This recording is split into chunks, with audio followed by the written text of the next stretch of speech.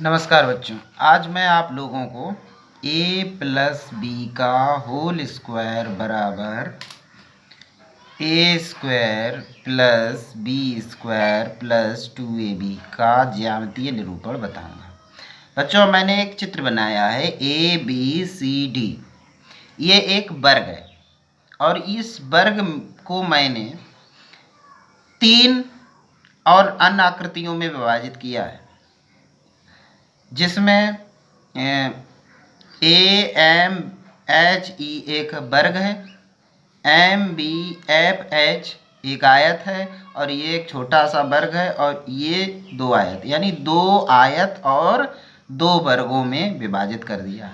इसके बाद बच्चों मैं क्या करूँगा, इनके क्षेत्रफलों को अलग अलग ज्ञात करूँगा, फिर इन सभी क्षेत्रफलों को हम जोड़ देंगे।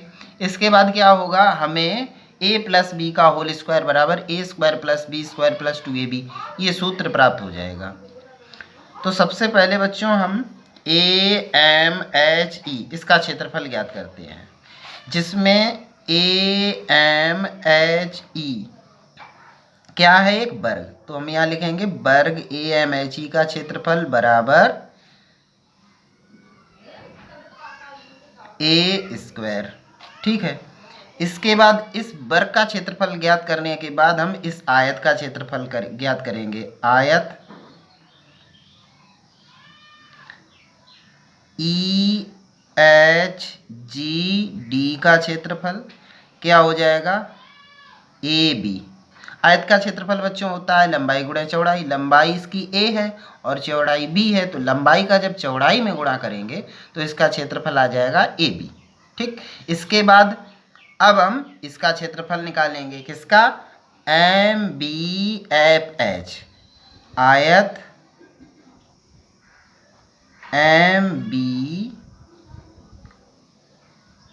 MBFH का क्षेत्रफल। तो आयत MBFH का क्षेत्रफल बराबर क्या होगा, AB। ठीक। इसके बाद बच्चों क्या करेंगे, ये छोटा सा वर्ग दिखाई पड़ रहा है, इसका क्षेत्रफल निकालेंगे। वर्ग HFGC इसका क्षेत्रफल निकालेंगे। तो ये भी एक वर्ग है। वर्ग का क्षेत्रफल होता है भुजा का वर्ग, तो इसमें भुजा दी गई है b और b का वर्ग करेंगे तो आ जाएगा b स्क्वायर। अब इन सभी को हम जोड़ देंगे, तो इन सभी को जब जोड़ेंगे तो एक बड़ा सा वर्ग बनेगा। वो वर्ग कौन सा है, वर्ग ABCD का क्षेत्रफल। तो जब ABCD का क्षेत्रफल निकालेंगे तो बच्चों आ जाएगा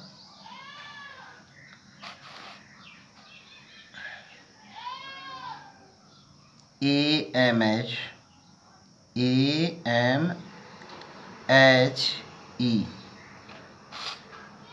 का क्षेत्रफल प्लस आयत EHGD का क्षेत्रफल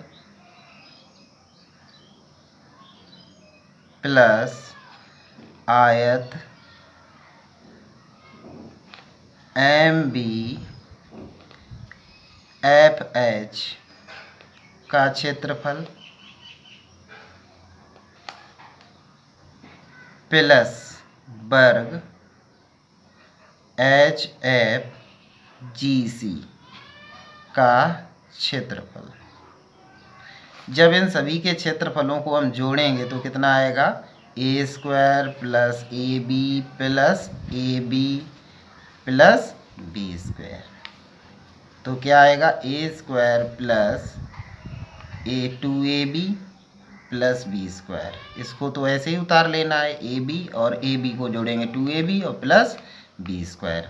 तो इस प्रकार बच्चों आया वर्ग ABCD का क्षेत्रफल आ गया, तो a square plus 2AB plus b square. तो इस प्रकार a प्लस b का होल स्क्वायर बराबर बच्चों आ जाएगा a square plus 2AB plus b square. यहाँ a प्लस बी का होल स्क्वायर क्यों लिखा, क्योंकि यहाँ AE दिया गया है a और ED दिया गया है b। इन दोनों का जब वर्ग करेंगे योगफल का तो a प्लस बी का होल स्क्वायर आ जाएगा। ठीक है बच्चों, तो इस प्रकार आपकी ये सर्वसम का सिद्ध हो गई।